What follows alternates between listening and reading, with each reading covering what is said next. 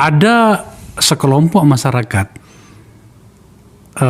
yang tampaknya memobilisasi persepsi hingga kemudian seakan-akan bahwa kalau berbeda dengan mereka maka itu bukan Islam. Yang saya maksud itu adalah apa ya? Orang menyebutnya dari Yaman itu gitu. Kita butuh penjelasan seperti apa itu. Mohon maaf, sebenarnya mereka tidak punya otorita ilmu pengetahuan. Iya. Silakan kalau ada musyawarah alim ulama, apa ada dari mereka? Nggak ada. Kalau tetap aja kalau sekarang jago-jagonya yang ahli ilmu agama, Gus Baha contohnya, Kiai Afifuddin dari Situbondo, itu yang kalau musyawarah yang diskusi agama, hukumnya cloning gimana, hukumnya Jumatan di kantor seperti apa, hukumnya bunga bank apa, hukumnya keluarga berencana, walhasil hukumnya macam-macam. Terukur banget ilmu pengetahuannya. Iya. Berdasarkan literatur, kalau nggak pakai Quran hadis, ijma qiyas, ijma konsensus ulama atau qiyas analogi. Itu mereka gudangnya. Kalau yang generasi dulu yang tua, Kiai Ali Maksum Jogja, Kiai Maimun, Mbah Mun, Kiai Ahmad Siddiq, itu luar biasa itu. Lebih tinggi lagi Kiai Wahab, Kiai Bisi Samsuri, kakeknya Muhaimin itu, Kiai Anwar Musaddad Garut. Itu yang megang otorita agama. Rujukan agama. Rujukannya. Tidak ada satupun keturunan Yaman yang mempunyai kemampuan seperti ini. Hanya mereka Habib keturunan Rasulullah di tengah masyarakat ngajak selawatan. Iya. Ada nggak sih Anda dengar nggak Bapak? Dari mereka yang mengeluarkan fatwa yang artinya yang punya manfaat tuh masyarakat banyak. Tapi kenapa masyarakat memberikan ruang kepada mereka? Karena mereka memanipulasi keturunan. Memang ada di Qur'annya. Qul la as'alukum alaihi min ajri illa al-mawaddata fil qurba. Kalau katakan Muhammad, saya tidak meminta imbalan. Tapi satu aja saya minta, cintailah keturunanku. Kalau betul-betul keturunan. Nah, kalau palsu dalam atau itu ayat secara umum, secara khususnya yang baik, cintailah keturunanku yang sesuai dengan yang sesuai dengan Islam. Jangan dibawa ke wilayah personal. Jangan general, itu adalah hanya kalian saja gitu kan. Dalam pemahaman Pak Kiai yang saya percaya betul, apa yang mereka sampaikan ke publik di kita itu tidak benar. Gimana ya? Dulu mereka itu sebagai sebagai dituakan di tengah masyarakat, dimintai doanya, diminta karomah, titik di situ. Tidak sebagai tokoh pemimpin pergerakan, bukan. Dulunya gitu. Saya masih kecil masih begitulah. Mereka itu ya kita hormati sebagai keturunan Nabi Muhammad, baca doa, baca selawat, tapi kepemimpinan tetap di kiai, ulama. Hukum atau kebijakan atau keputusan tetap di kiai itu. Belakangan nih. Ada perlu perubahan memang. Kok bisa ada mereka punya anggota yang pengikut yang fanatik. Iya. Kita akui mengumpulkan Jumatan di Monas 1 juta lebih itu dahsyat. Kita akui. Iya, kita akui. Tapi apakah seperti itu? Bukan, tidak. Kenapa? Karena tidurnya di masjid, sholatnya di lapangan. Mana Islam? Gampang aja gitu, gampang aja. Ukuran yang gampang. Tidurnya di masjid, sholatnya di lapangan. Kebalik-balik nih barang. Iya. Berangkat dari Cirebon, dari Cianjur ke sini. Mau sholat Jumat. Kapan? Besok di lapangan sholatnya. Malam ini mana? Di masjid tidurnya. Coba. Saya bawa dalam situasi forum saya ini Pak Kiai. Iya. Yang poin yang terakhir tadi ini. Apakah mereka tidak sebenarnya mereka itu sedang menerjemahkan pikiran religiusitasnya itu di dalam konteks agama, dalam konteks kekuasaan, maaf saya. Apakah tidak seperti itu? Bahwa yang saya maksud begini, mereka sebenarnya itu mau bicara tentang kekuasaan. Mereka mau bicara tentang politik. Tetapi kemudian pendekatannya seperti itu. Itu kan satu cara juga. Itu memanfaatkan masyarakat yang awam. Iya, masyarakat awam. Dikira kalau mendengar, ya, lihat ceramahnya. Pokoknya kalau ikut Habib, saya ikut Pak Sorgal kan itu lah. Ya. Si Habib itu ketika mati muka nakir aja nggak berani tanya. Habib si Fulan itu pernah mi'raj 70 kali katanya mi'raj. Solatmu seberapapun banyaknya itu. setiap hari, tapi kalau tidak mendoakan Habib, maka itu tidak akan diterima. Saya tidak perlu menjadi seorang ahli agama untuk mengatakan ini omong kosong. Iya. Ya, tadi kembali dalam sejarah. Ya. Dalam sejarah tadi. Tidak ada ulama besar dari Habib. Nggak ada.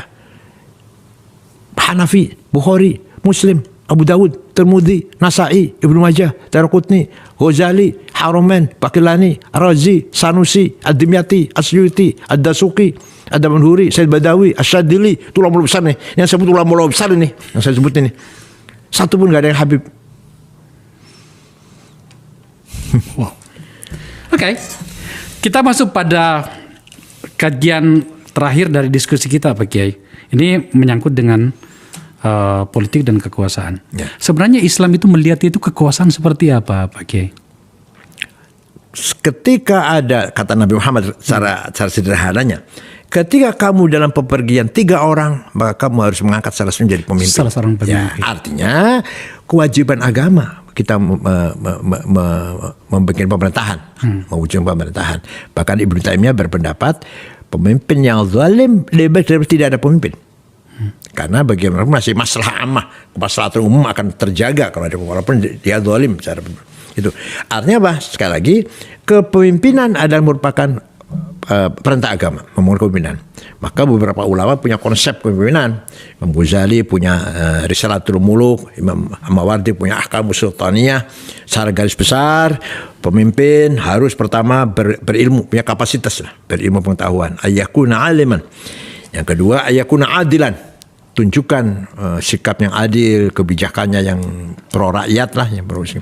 Yang ketiga, ayyakuna zahidan, zuhud, tidak rakus. Malah diberi contoh di situ seperti Umar bin Abdul Aziz contohnya. Dan kemudian salim al-jism, sehat fisiknya. Tidak boleh angkat pemimpin yang tidak sehat pemimpinnya, yang apa fisiknya. Dan kharijan, berani. Harus berani pemimpin itu, nggak boleh orang yang penakut. Ini secara garis besar. Kemudian menjadilah sebuah ilmu fiqhus siyasah, fakih politik. Bagaimana caranya membangun pemerintahan yang baik, kemudian bagaimana menggulingkan atau menurunkan seorang pemimpin yang zalim. Ada semua dalam namanya fiqhus siyasah dalam pelajaran agama Islam. Iya. Apa konteks kenapa sampai saya tanyakan ini, Pak Kiai? Karena gini, ini saya bawa dalam suasana Indonesia ya. Di Indonesia itu kan ada 2 organisasi agama, ormas agama yang besar, UNU dan Muhammadiyah. Adalah tidak berlebihan menurut saya kalau kaum muslimin Indonesia, kaum Islam Indonesia itu menaruh banyak harapan pada 2 organisasi agama ini. Terutama dalam hal bagaimana penyikapan mereka kepada pemerintahan, sebuah pemerintahan. Saya tidak berbicara tentang pemerintahan ini saja, yang sekarang ini, tapi kita secara keseluruhan. Dalam banyak situasi tampaknya organisasi keagamaan yang ada di kita itu dalam banyak kasus, dalam banyak situasi itu tampaknya terlalu menyesuaikan diri dengan kekuasaan. Itu bagaimana seharusnya kita menyikapi itu? Itu belakangan saja, itu belakangan itu. Belakangan ya? Itu belakangan itu. Dulu kayak apa Gus Dur? Gus Dur kayak apa Gus Dur? Selalu menyuarakan suara rakyat, menyuarakan keadilan, menyuarakan kebenaran. Yang dilawan siapa coba? Pemerintah yang sangat otoriter, yang sangat kuat, tentara sangat kuat. Contoh itu. Demikian pula Kiai Hasyim Asy'ari yang punya sikap melawan Belanda, melawan penjajah, melawan Jepang. Ketika nikah datang mau ke Surabaya, Hasyim Asy'ari mengeluarkan resolusi jihad tanggal 22 Oktober, maka masyarakat Jombang, Mojokerto, Pasuruan, Sidoarjo, Surabaya, Madura, Pasuruan siap melawan kedatangan nikah. Korban sangat banyak, maka disebut hari pahlawan nasional. Tapi kita menang. Brigjen Malabi mati. Mobilnya dipasang bom oleh santri. Yang masang bom di mobilnya Brigjen Malabi itu santri Tebuireng. Namanya Harun namanya. Walhasil bagaimana perjuangan para kiai dulu luar biasa sebenarnya. Luar biasa. Walaupun dalam sejarah kadang-kadang kurang disinggung lah. Kiai Ilyas Rukyat, bapaknya Kiai Rukyat. Itu penggerak masyarakat Sunda melawan penjajah. Zainul Mustafa dipenggal kepalanya. di Ancol oleh Jepang karena mengajak masyarakat tidak mau menyetorkan hasil panen kepada Jepang. Kiai Rusdi, Hamid Rusdi di Malang, sekarang menjadi nama jalan, nama pasar, nama daerah di Malang, walaupun belum pahlawan nasional. Itu diberondong oleh Jepang. Kiai Ilyas di Lumajang juga dibunuh oleh Jepang, dimutilasi oleh Jepang. Semua itu kiai-kiai yang punya sikap luar biasa. Dan sampai yang menjadi batalion tentara banyak sekali. Kiai Munasir, bapaknya Pak Rozi Munir, Kiai Yusuf Hasim, pamannya Gus Dur, Kiai Abdul Abbas Buntet, itu semua pangkatnya letnan itu, letnan, kapten itu. Ya. Oleh karena itu, kewajiban kita sekarang harus memelihara. Ngerti ya? Ngerti ya? Harus memelihara, mengembangkan, meningkatkan, memperluas ilmu yang telah kita warisi dari ulama ini salafis saleh. Harus. Kalau tidak, siapa lagi kalau bukan kita? Kalau bukan kita, siapa lagi? Kalau bukan kita yang mengembangkan, menjaga, merawat, memperluas pemahaman-pemahaman hadarah wa thaqafah Islamiyah itu. Langsung saja contoh. Ketika Al-Quran turun zaman Nabi Muhammad SAW, oleh sahabat ditulis pakai tulang, kulit onta, pelapah korma, belum ada kertas. Itu pun tidak sempurna. Tidak ada satu sahabat yang mempunyai Quran dari Fatihah sampai An-Nas, nggak ada. Sahabat A punya surat Yasin, sahabat B punya surat Baqarah, sahabat C punya surat An-Nisa. Begitu cara. Tidak ada satu sahabat mempunyai tulisan Quran kamil sempurna, tidak ada. Itu pun tulisannya masih belum sempurna, tulisannya itu belum ada titik, belum ada nuktah dalam huruf itu. Ba, ta, sa, ya, nun sama, jim, ha, kho sama, dal, zal sama, ro, zai sama. Tapi sahabat bisa benar. Kenapa? Karena dihafal, bukan ditulis. Tidak mengandalkan tulisan, tapi mengandalkan hafalan. Para sahabat baca Quran dengan hafalan.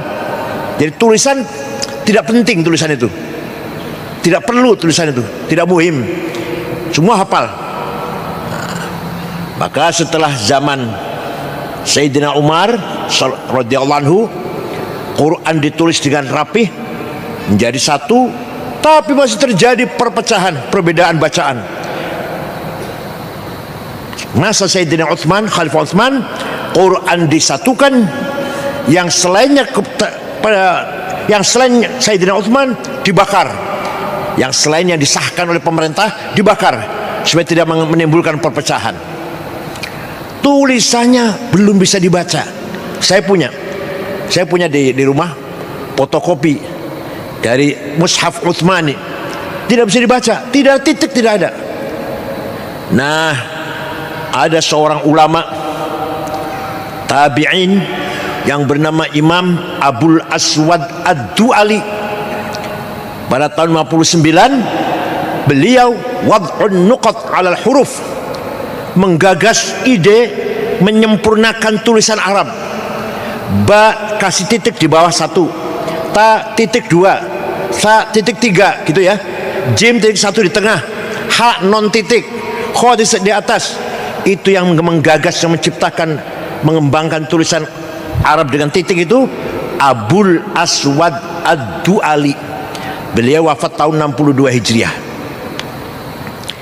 Sudah ada titik, masih banyak setelah Islam berkembang di luar Jazirah Arabia, masih banyak orang yang tidak mampu, tidak bisa baca Quran, tidak boleh baca Quran walaupun sudah ada titik. Maka ada seorang imam yang bernama Imam Khalil bin Ahmad Al-Farahidi, wafat tahun 175 Hijriah, membikin askal, fathah, dhammah, kasroh, fathaten, dhammaten, kasroten, syiddah, sukun. Itu yang bikin namanya Imam Khalil bin Ahmad Al-Farahidi. Sudah ada titik nuktah, sudah ada syakal fathah dhamma kasrah, masih banyak orang baca Quran salah. Rubba qari'il Quran wal Quranu yal'anuh. Banyak sekali orang baca Quran tapi mendapatkan laknat dari Quran karena bacanya tidak benar. Maka ada seorang ulama berjasa besar, jazahullah khairan al umat Islamiyah. Siapa namanya? Imam Abu Ubaid Qasim bin Salam, yang menggagas ilmu tajwid tilawatil Quran. Beliau wafat tahun 224 Hijriah.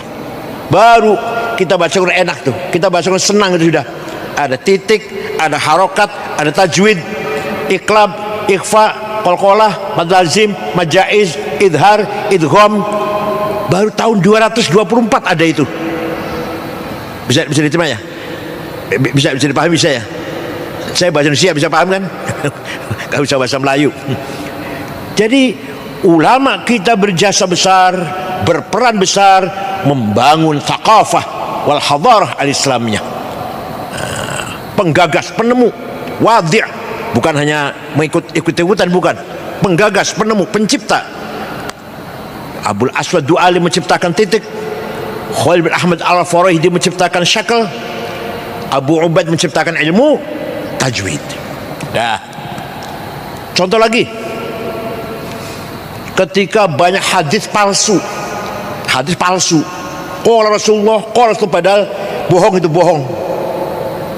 Maka Khalifah Umar bin Abdul Aziz yang berkuasa tahun 99 Hijriah sampai 201, beliau berkuasa hanya 2,5 tahun, memanggil seorang ulama besar namanya Syihabuddin Roma Hurmuzi.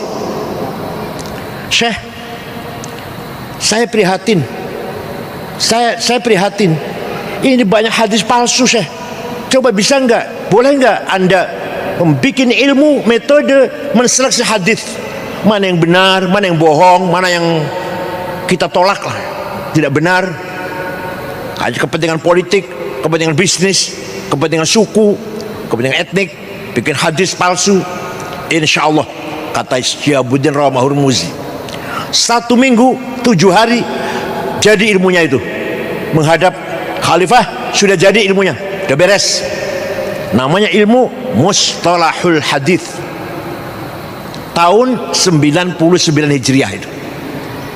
Hadis sahih yang benar kalau memenuhi 4 syarat.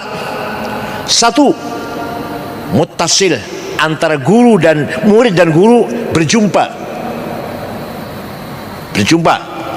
Kedua, gurunya dhabit, tidak pernah salah, cerdas. Yang ketiga, thiqah, tidak pernah melakukan hal-hal yang memalukan seperti mencuri sepatu di masjid. Enggak itu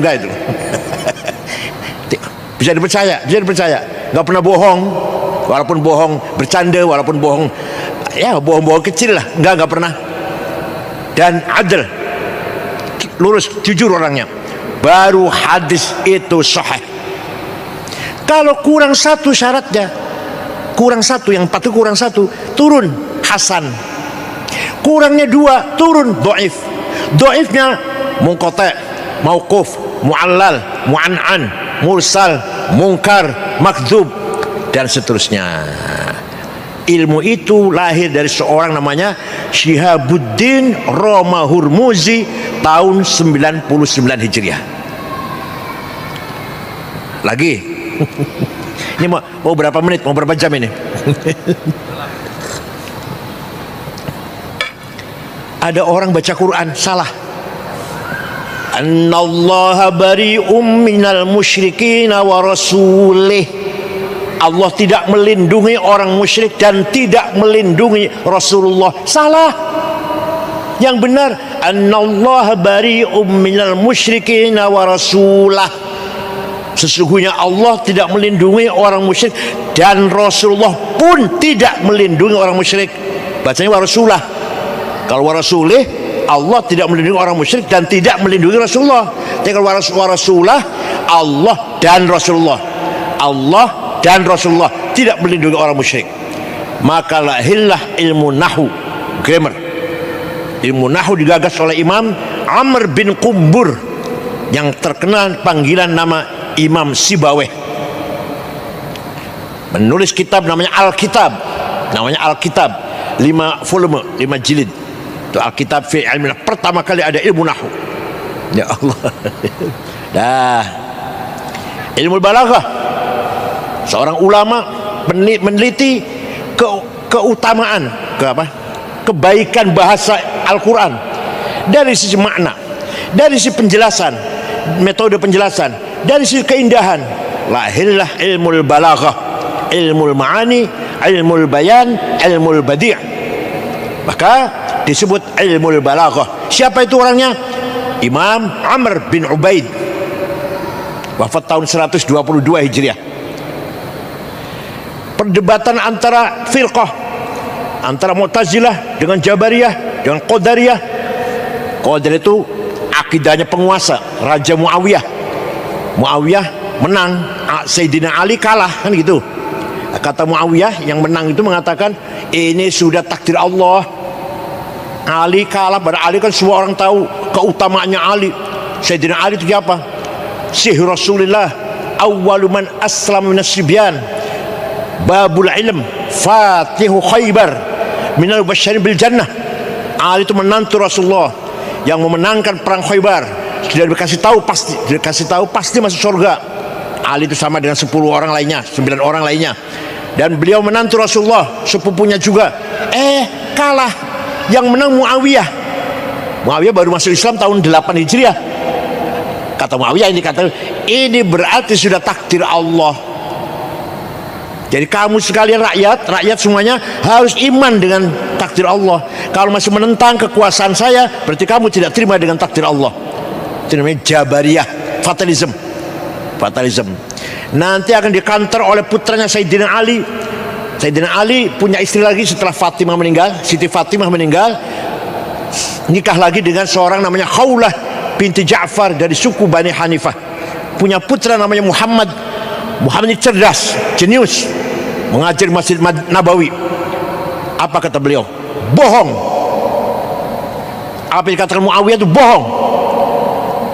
Yang benar adalah af'alul ibad minal ibad, perbuatan manusia dari manusia sendiri. La qadha wa la qadar. Tidak ada takdir tidak ada. Allah tidak intervensi. Perbuatan manusia baik dari manusia, perbuatan jahat dari manusia, bukan takdir Allah. Lahirlah Qadariyah. Jadi kalau kerajaan Jabariyah, kantornya Qadariyah. Dari perdebatan itu semuanya lahirlah ilmu kalam. Yang pertama kali menggagas ilmu kalam adalah Imam Wasil bin Atha, murid daripada Imam Muhammad bin Sayyidina Ali tadi. Ini ringkas ini baru sejarahnya ilmu saja, ini ringkas sekali. Nah, yang agak lama, yang agak dalam, saya ingin agak lebar, agak luas. Lahirnya Imam Syafi'i, madhab Syafi'i. Suatu saat Imam Syafi'i mendapatkan surat dari gubernur Mawaro An-Nahr, gubernur Transoksania, Afghanistan dan sekitarnya lah, sebelah timurnya Iran tuh. Itu namanya Transoksania, Mawaro An-Nahr. Namanya gubernur itu namanya Abdurrahman Al-Mahdi. Isi surat dibaca, Syekh atau Imam, saya ingin paham syarat Islam dengan benar. Bagaimana caranya? Saya ingin paham syarat Islam. Imam Syafi'i memanggil muridnya, memanggil santrinya, namanya Rabi' bin Sulaiman Al-Muradi. Imam Syafi'i itu nama lengkapnya Abu Abdullah Muhammad bin Idris bin Abbas bin Uthman bin Syafi' bin Musayyab bin Abdul Ubaid bin Abdul Yazid bin Abdul Muttalib. Lahir tahun 150 Hijriah di Gaza, yang sekarang sedang dibom oleh Israel itu lahirnya Imam Syafi'i di situ. Wafat di Kairo, Mesir tahun 204 Hijriah. Jadi usianya hanya 54. Saya udah 70 tahun saya 70 tahun. Imam Syafi'i hanya 54 Imam Syafi'i. Kata gubernur, Syekh, bagaimana cara memahami syariat Islam yang benar. Imam Syafi'i memanggil muridnya namanya Rabi' bin Sulaiman Al-Muradi. Sini, Rabi', ta'al. Naktub ar-risalah. Ayo kita tulis surat membalas pertanyaan gubernur. Imam Syafi'i imla, Rabi' menulis. Suratnya Imam Syafi'i berjumlah 300 page, 300 sahifah. Itu surat itu. Maka namanya kitabnya adalah Ar-Risalah dari Imam Syafi'i. Ya surat, memang surat. Sekarang menjadi kitab Ar-Risalah. Sekitar 300 page. Isinya bagaimana isinya? Ringkas saja nih. Kalau panjang lebar 2 tahun. Gubernur, kalau Anda ingin paham syariat Islam, pertama harus paham tipe-tipe ayat Al-Quran. Ayat Al-Quran itu tidak satu tipe, bermacam-macam tipe. Ada ayat muhkamah, Qul huwallahu ahad. Allah itu satu, udah. Tidak usah ditafsir, tidak usah ditakwil, sudah jelas. Qul huwallahu ahad, muhkamah. Ada ayat yang mutasyabihah, tidak jelas. Kalau bahasa Indonesia, orang Indonesia remang-remang, apa? Remang-remang lah, gak jelas. Apa contohnya? Aula mastubun nisa. Orang punya wudu, suami punya wudu, sentuhan dengan istri batal. Lah sentuhan itu apa? Apa sentuhan itu? Kalau kata Imam Syafi'i, sentuhan syahwat atau tidak syahwat, sengaja atau tidak sengaja, batal. Kakek-kakek dan nenek-nenek senggolan, wudunya batal walaupun gak syahwat, gak sengaja. Kata Imam Malik, kalau syahwat batal, kalau gak syahwat tidak batal. Kalau kata Imam Ahmad, kalau saling memeluk batal, kalau tidak batal. Kata Imam Abu Hanifah, suami istri punya wudu, ciuman sengaja, syahwat tidak batal, kecuali yang satu. Kalau satu baru batal, kan satu. Ngerti yang satu kan? Ngerti kan yang satu? Kecuali yang satu, kalau baru satu batal. Kalau hanya ciuman aja enggak batal. Itu Imam Hanafi. Ini namanya ayat apa namanya? Mutasyabihah. Apa namanya? Mutasyabihah. Beda dengan lain dengan Qul huwallahu ahad, muhkamah. Ada ayat Quran mutlaqah, absolut. Ati'ullah wa ati'ur rasul. Harus taat pada Allah, harus taat pada Rasulullah, mutlak, absolut. Wa ulil amri minkum. Harus taat pada pemerintah, pada kerajaan. Muqayyadah, tidak mutlak. Harus taat pada pemerintah, pada penguasa, pada raja, kalau pemerintahnya baik. Kalau tidak baik jangan ditaatin. Namanya muqayyadah namanya. Kalau taat pada Allah, pada Rasulullah, mutlaqah. Kalau pada pemerintah, muqayyadah. Ada ayat bentuknya sama, perintah. Tapi ada perintah umum, ada perintah khusus. Ada ammah, ada khassah. Perintah umum, aqimus shalah, wajib salat. Siapa saja, kapan saja, di mana saja.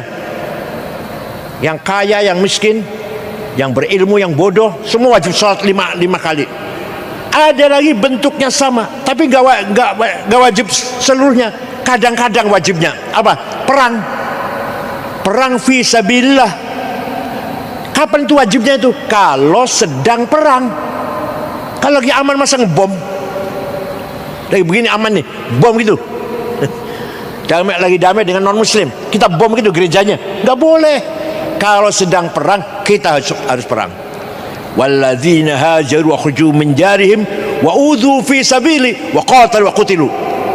Kalau kita orang Islam disakiti, diperangi maksudnya, itu baru wa qatilu wa qutilu. Baru kita maju perang dengan mereka ini. Kalau sedang aman-aman saja, damai-damai saja, tidak boleh perang. Ini namanya amar khassah. Ada lagi hakiki dan majazi. Hakiki realistis, majazi metaforis. Yadullah fauqa aidihim. Tangan Allah di atas tangan orang kafir. Bukan tangan, Allah nggak punya tangan. Kekuasaannya, qudratullah. Apalagi waja'a rabbuka wal malaku saffan saffa. nanti di akhirat, di mahsyar, malaikat berbaris, wajah rabbuka, Tuhan datang. Bukan yang datang bukan Tuhan, perintahnya wajah rabbik. Masa Tuhan datang periksa barisan? Komandan tentara apa? Komandan army apa? Ini harus tahu, namanya majaz, metafor.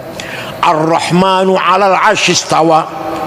Allah duduk di aras singgasana. Bukan duduk, bukan menguasai dari aras sampai ke ujung alam. Itu namanya majaz. Ada ayat nasikhah yang mendelit, mansukhah yang didelit. Ini namanya usul fiqh namanya. Kata siapa ini? Ini kata siapa ini? Kata Imam Syafi'i dalam suratnya pada Gubernur Abdurrahman Al-Mahdi. Sudah paham Al-Quran dengan segala macam-macam itu? Belum cukup. Belum cukup. Kalau ente mau paham syariat Islam, belum cukup. Apa? Harus paham hadis. Kenapa? Karena di Quran sangat global. Contoh, aqimus sholah, 62 kali perintah sholat.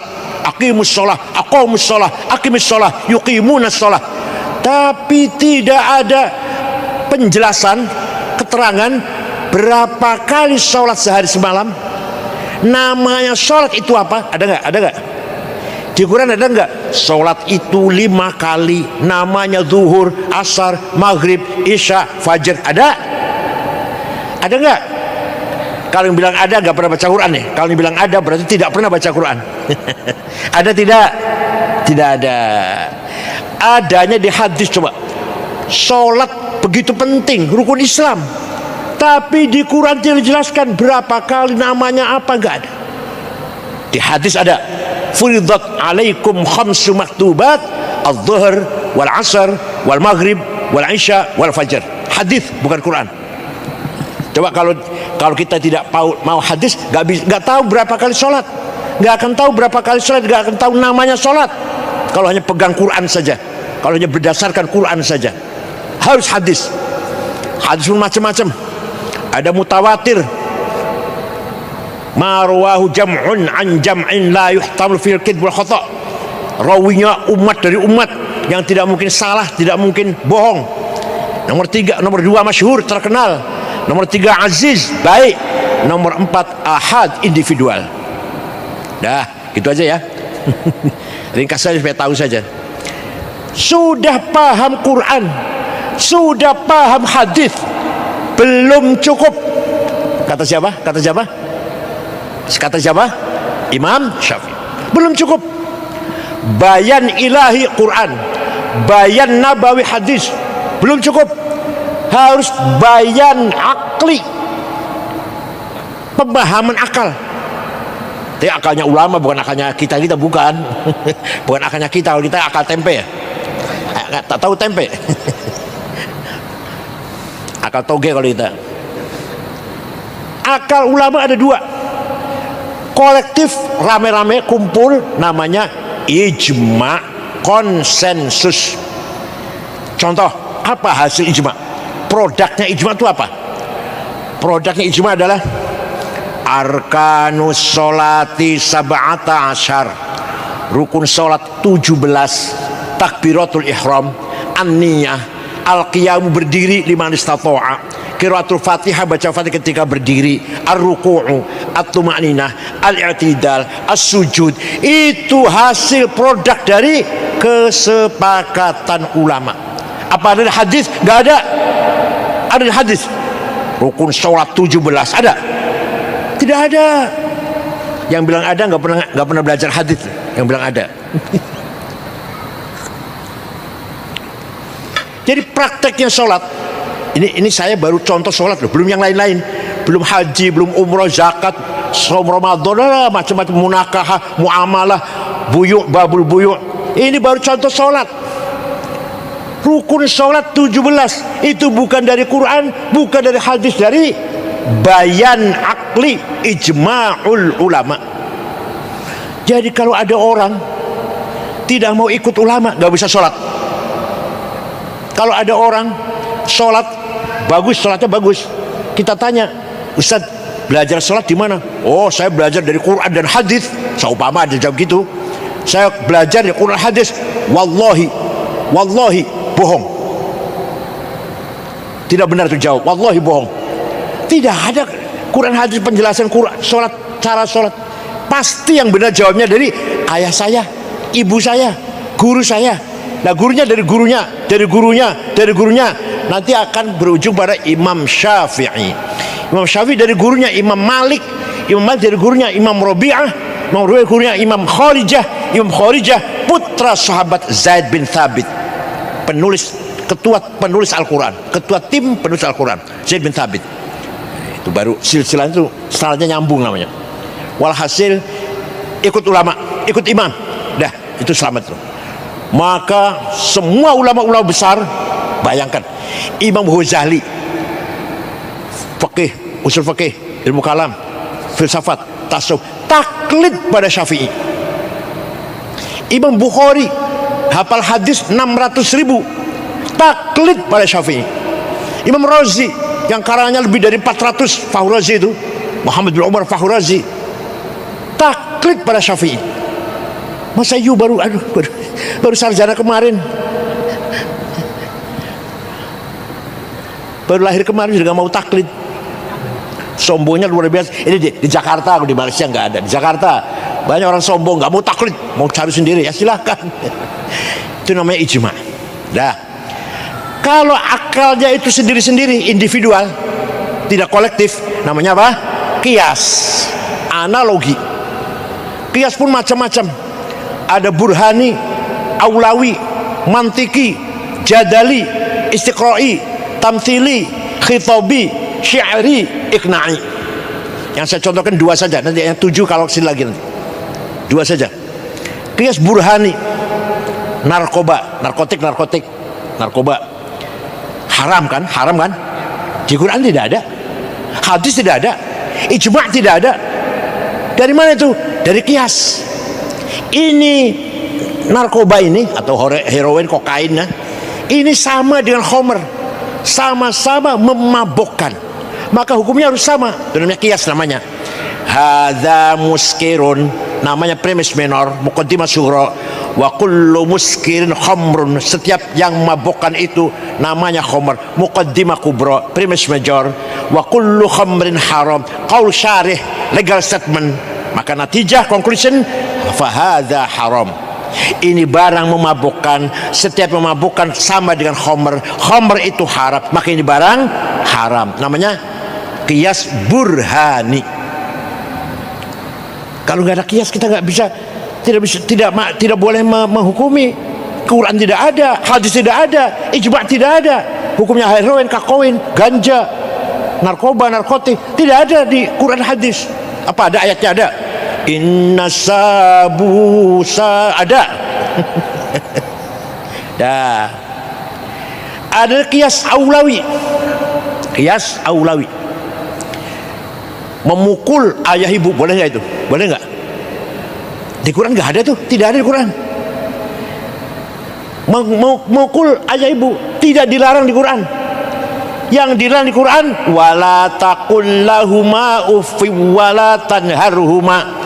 Kamu jangan ngomong kasar, kamu jangan bentak-bentak ayah ibu. Kalau gitu kita masuk rumah orang tua, tidak usah ngomong, tempelan aja, nggak apa-apa itu.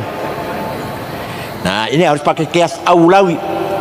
Jika berbicara kasar saja haram, bentak-bentak saja haram, lebih-lebih mukul, namanya fabil aulawi. Contoh lagi, wala taqrabuz zina innahu kana fahisyatan wa sa'a sabila. Jangan kamu mendekati zina, mendekati yang haram ini. Yang haram apa? Mendekati. Jangan kamu mendekati zina. Mendekati haram. Zinanya haram enggak? Lebih-lebih mendekati aja haram, dilarang oleh Allah. Wala taqrabu az-zina. Nah, zinanya gimana? Fabil aula. Zinanya lebih-lebih haram. Namanya qiyas aulawi. Coba kalau nggak pakai qiyas, kalau nggak ada qiyas, kita tidak bisa berbuat apa-apa. Nah, perlu diketahui, dengan metode ijma' dan qiyas inilah, bayan aklinya ulama inilah, maka lahirlah namanya ilmu fikih. Ilmu fikih itu produk daripada metode ijma' dan qiyas. Fathul Qorib yang cuma kecil, Fathul Mu'in agak besar, Fathul Wahhab lebih besar lagi, Majmu' 24 jilid, Mahalli 40 jilid. Semua itu hasil produk apa? Ijma' dan qiyas. Bahkan paling banyak qiyas, paling banyak produk fikih itu dari qiyas, bukan dari ijma' malah. Itu kata Imam Syafi'i. Maka kita tidak bisa kita mengamalkan syariat Islam kalau tidak taklid kepada salah satu imam 4. Di Indonesia, Nusantara ini semuanya Syafi'i lah. Alhamdulillah kita mempunyai warisan hadhar yang luar biasa, Tolong kalau di ma'had mana, coba dibaca risalah. Risalah dikaji coba. Risalah Imam Syafi'i coba dibaca, dikaji, dimusyawarahkan, didiskusikan. Insyaallah akan mendapat manfaat besar itu. Itu baru contoh sekian. Belum Imam Asy'ari, Abul Hasan Asy'ari. Luar biasa jasanya. Tanpa beliau, kalau tidak ada beliau, kita tidak tahu sifat Allah berapa. Sifat Allah 20 yang wajib, 20 mustahil, yang satu jaiz. Sifat Rasul 4, yang wajib 4, yang mustahil 4, yang satu jaiz. Hasil dari ijtihadnya Imam Abul Hasan Al-Asy'ari yang wafat tahun 324 Hijriah.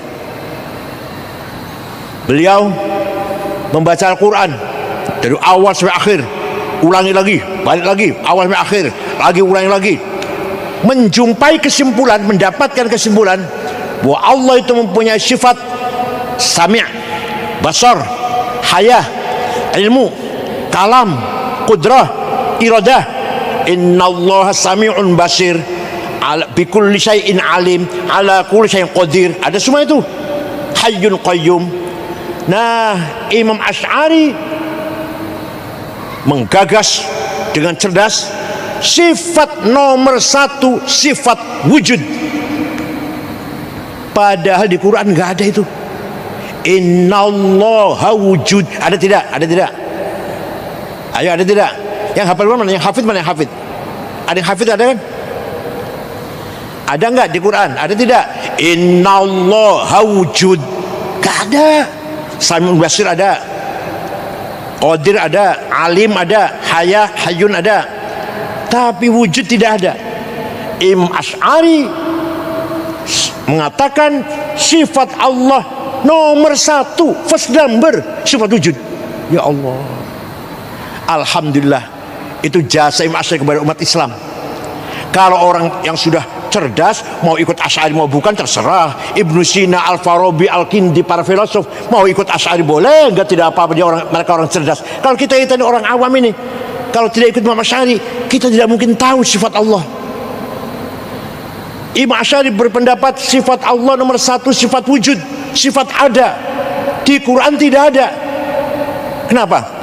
Kalau menurut beliau sesungguhnya kita ini tidak ada. Hakikatnya kita ini tidak ada, tapi kita ini diadakan oleh yang ada. Yang ada sebelum lapal ada, itu ada, sudah ada. Bahkan kita menggunakan kata ada karena ada yang ada, kita menggunakan kata tidak ada karena ada yang ada. Maka yang ada hanyalah yang ada, yaitu Allah. Contoh atau bukti, ada pronoun ana, aku, anta, engkau, huwa, dia. Silahkan dipakai, ana Sa'id, ana Khalid, ana Abdurrahman, ana Abu Bakar, ana Zainab, ana Maryam, anta Khalid, anta Abu Bakar, anta Hasan, anta Husain, anta Zainab, Maryam, dia Khalid, huwa Khalid, Maryam, Abu Bakar, dan seterusnya. Nanti akan mati semua. Mati semua enggak? Akan mati. Tinggal aku satu yang tidak mati. La ilaha illa ana fa'budni. Tidak ada Tuhan kecuali aku. Aku Tuhan loh. Aku Tuhan, ana Tuhan. Bukan aku Ahmad, bukan aku Abu Bakar, bukan aku Hasan, bukan aku Khalid, bukan. Aku Allah. Tidak ada Tuhan kecuali aku. Itu artinya la ana illa ana, la wujuda illa ana. Tidak ada aku kecuali aku. La ana illa ana, tidak ada aku kecuali aku. Aku tidak ada semua, tinggal aku Allah. Begitu pula engkau, mati semua, tinggal satu, engkau yang tidak mati, Allah. La ilaha illa anta subhanaka inni kuntu minadh dhalimin. Tidak Tuhan kecuali engkau. Engkau itu Allah, bukan engkau Ahmad, bukan engkau Khalid, bukan engkau Hasan, bukan. Engkau Allah. Artinya la wujuda illa anta. Artinya la anta illa anta. Tidak engkau kecuali engkau. Begitu pula huwa, dia. Mati semua ini seorang. Tinggal huwa, Allah yang tidak mati. La ilaha illa huwal hayyul qayyum. Tidak ada Tuhan kecuali dia. Artinya tidak ada yang wujud kecuali dia. Artinya tidak ada dia kecuali dia. Jadi ana, anta, huwa, hakikatnya adalah Allah. Kita menggunakan pinjam. Aku Said, pinjam itu. Engkau Hasan, pinjam itu. Berapa tahun pinjamnya? Mau berapa tahun pinjamnya? Jawab, mau berapa tahun pinjamnya? 100. Apa seperti Pak Mahathir sudah 98 ya. Jawabnya yang benar, terserah yang meminjami. Terserah yang meminjami, yang punya hak. Ana, anta, huwa. Kita nggak bisa mengatakan 100 tahun, 80 tahun, terserah yang meminjam, yang punya, yang mempunyai ana, anta, huwa. Ini yang saya terangkan semuanya adalah turas hadari, turas thaqafi yang sangat luar biasa, yang tidak dimiliki oleh agama lain. Silakan tanya pada agama lain. Yang namanya hukum waris di agama lain nggak ada. Tidak ada hukum waris di agama lain. Ada di Islam hukum waris itu. Agama lain tidak ada itu. Ya Allah. Oleh karena itu kita bersyukur kita mempunyai perangkat atau mempunyai khazanah yang luar biasa dari salaf leluhur kita. Mari kita jaga, kita perjuangkan, kita perluas, kita kembangkan. Ya. Untuk ulama Nusantara, saya kira semua sama, karena sama-sama mazhab Syafi'i. Apalagi yang keluaran Mekah, yang dulu mukim di Mekah, sama pada akhirnya. Ahmad Khotib Minangkabau, Ahmad Khotib Sambas, Mahfud Termas, Nawawi Banten, lagi Abdus Somad Palembang. Nanti ketemu, jumpa dengan ulama-ulama semuanya dari Nusantara ketika belajar di Mekah. Sama-sama khalfiyat, background, sama-sama asasiyat, prinsip, sama-sama ghoyat, gul atau cita-cita atau kemauan, sama. Ingin menyebarkan Islam yang tawassut, Islam yang moderat, Islam rahmatan alamin, yang anti ekstremisme, anti fanatisme, dan anti radikalisme. Mereka yang menggunakan kekerasan atas nama Islam, orang yang paling zalim. Orang paling zalim adalah orang yang dengan mengatasnamakan agama membunuh, membakar, ngebom, membunuh diri. Itu orang yang paling zalim. Wa man azlamu mimman iftara 'ala Allahil kadiba wa huwa yad'a ila Islam. Mengatasnamakan Islam, membunuh semau-maunya, ngebom semau-maunya. Maka kita sayangkan apa yang terjadi di Afghanistan, apa yang terjadi di Irak, di Suriah sampai sekarang, di Libya. Bangsa Arab sedang kacau, sesama Islam saling membunuh. Afghanistan sudah 40 tahun sesama ahli sunnah, madhabnya Hanafi, akidahnya Maturidi, tarekat Naqsyabandiyah, terdiri dari 7 etnik, tapi perang saudara sudah 40 tahun.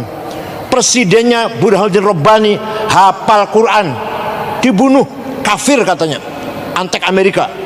Ada perempuan nyanyi ya, dibunuh. Karena apa? Perempuan nyanyi haram. Oh, jadi nyanyi haram, membunuh tidak haram.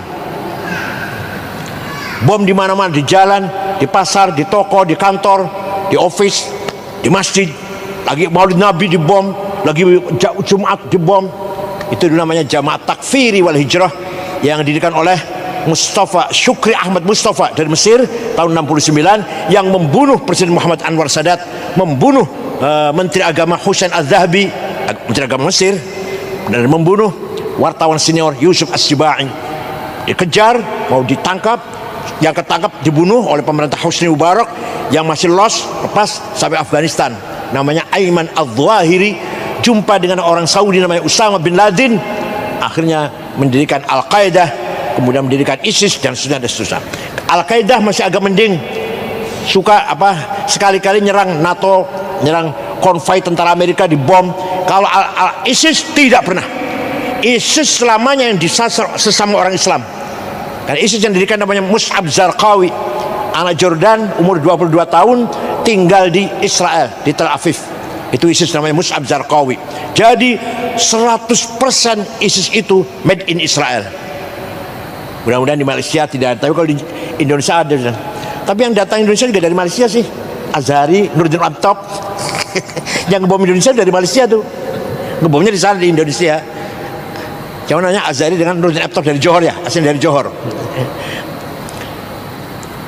Itu semua tidak dibenarkan oleh Islam. Tidak dibenarkan oleh Islam. Al-muslim man salima akhuhu min yadihi wa lisanihi. Orang Islam orang yang menjamin keselamatan tetangganya, temannya, sahabatnya. Tetangganya tenang, punya teman si Ahmad ini, yang Islam ini. Kalau tetangganya resah, tidak tenang, berarti kita bukan orang Islam. Al-muslim man salima akhuhu min yadihi wa lisanihi. Krisis yang sedang kita alami di Timur Tengah juga krisis akhlak, krisis budaya. Alhamdulillah Nusantara, Islam Nusantara, Islam berbudaya, Islam yang ramah, yang toleran, yang tawassut. Insya Allah selamanya. Ada di Indonesia kelompok radikal, tapi tidak besar. Hanya memang keras, tindakannya keras, tapi tidak besar, tidak berkembang. Pecah sendiri mereka lama-lama. Di Malaysia juga saya kira nanti akan pecah sendiri, akan berantakan sendiri, tidak akan kuat yang namanya radikal atau ekstrim atau teroris. Karena jelas tujuannya jauh dari tujuan libtigha'i mardatillah, jauh dari tujuan mencari doa Allah. Di Timur Tengah juga sama, apalagi di Suriah. Di Suriah Al-Qaeda, ISIS, Jabhatun Nusrah, Wahabi, wah semuanya ada. Di Syiahnya Alawiyin lagi, Syiah yang radikal. Itu di Suriah. Di Indonesia, Malaysia, insya Allah kita semuanya min ahli sunnah wal jamaah. Ala tariqil haq, nahnu ashabul haq. Ala tariqil haq, fi mawqifin haq, kalimatin haqqah, sautin haq, at-tawassut, wat-tawazun, wal-i'tidal fi kulli majal, fil fikr, wal amal, wal aqidah, wal akhlaq. Kita tidak ekstrim, tidak terlalu kanan, tidak terlalu kiri, tidak radikal, tidak liberal. Liberal juga salah. Liberal juga salah. Karena itu menjaga masyarakat agar tetap tawassut kewajiban ulama. Mohon maaf, ulama tidak hanya berkewajiban membangun dirinya sendiri. Saya yang penting saya soleh, saya sholat, saya baca Quran, saya benar, keluarga saya benar, anak saya, menantu saya, istri saya benar semuanya. Orang lain terserah, salah. Tidak boleh ulama berkata begitu. Ulama harus apa?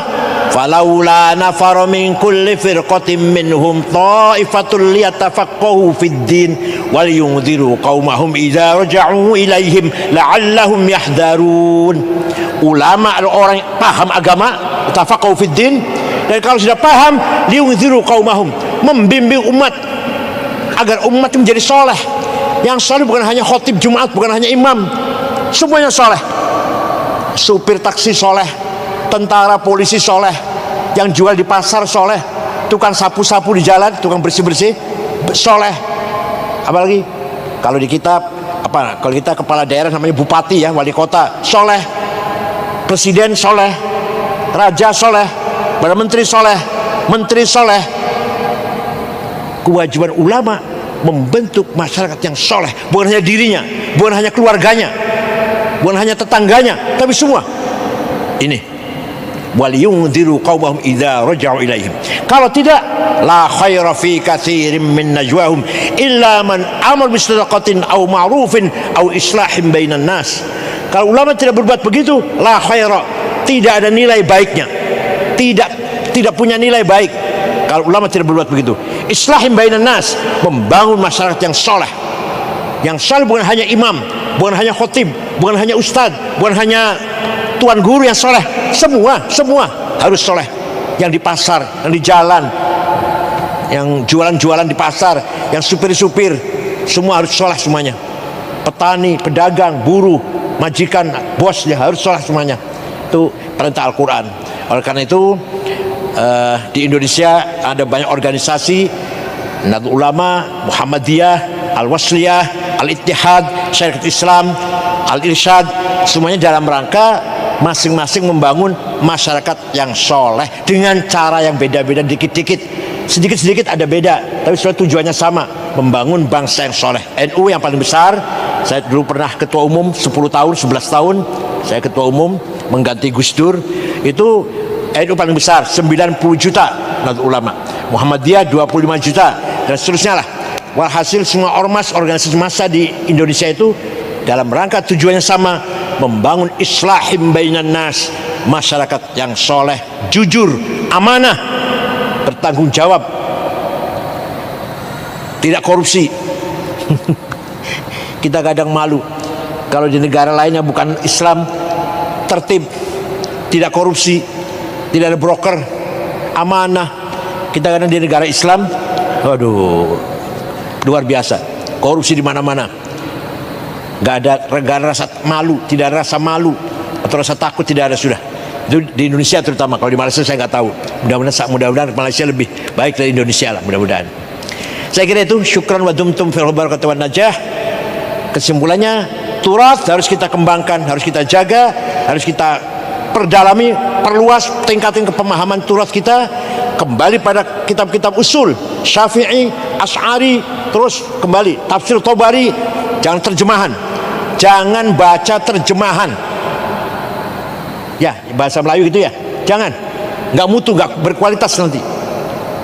Langsung marji asasi, marji asasi. Ayo kita baca, kita kaji. Insya Allah akan kuat Islam kita. Harus itu. Kalau enggak, Islam tinggal nama saja, namanya Islam, tapi isinya kosong. Harus Islam berkualitas, dengan kualitas pemahaman agama yang up to date, yang kontekstual. Insya Allah. Syukran wa dumtum fil barakati wan najah. Wallahu khairul thariq. Wassalamualaikum warahmatullahi wabarakatuh. Kalau ada yang mau bertanya silakan.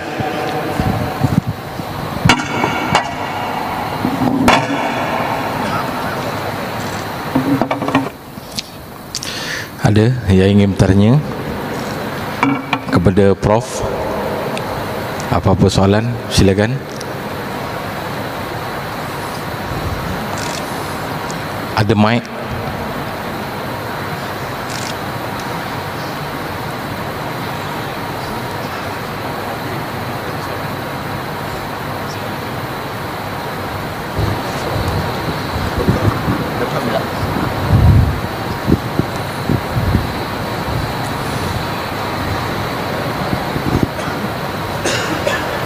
Okey, baik. Kenalkan diri, daripada mana, dan terus kepada soalannya kepada Profesor.